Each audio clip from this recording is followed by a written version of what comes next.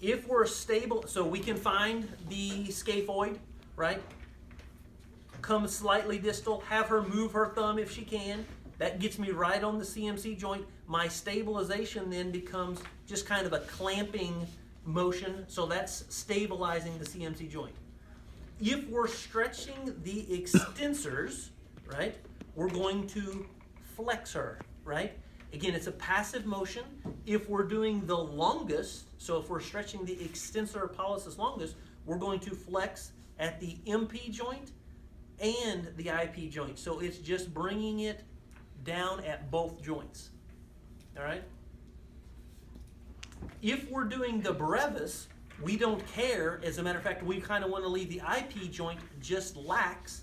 So we want to grasp below, or I'm sorry, proximal to the IP joint, and we're just bringing the MP joint into flexion, okay? So it's a simple process. We're just seeing where does it cross. Longus is crossing MP and IP, so we're stretching at both, right? That would be the extensors. So we're stretching them into flexion.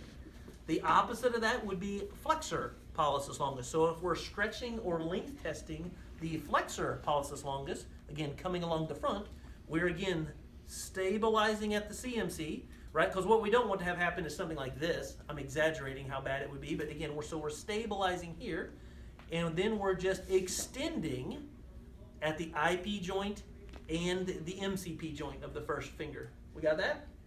And all we do if we want to go to the brevis, I just use one finger. We're going to let your thumb just relax at the IP joint, just wherever it wants to be, and we're extending at the MP joint, right? Got that?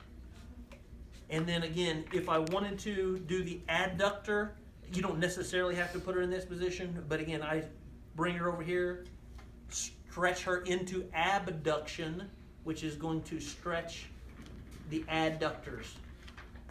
So it's this type of position, okay? Got the idea? So pretty simple, just the opposites. Grab a hold and stabilize. Let's do those 5.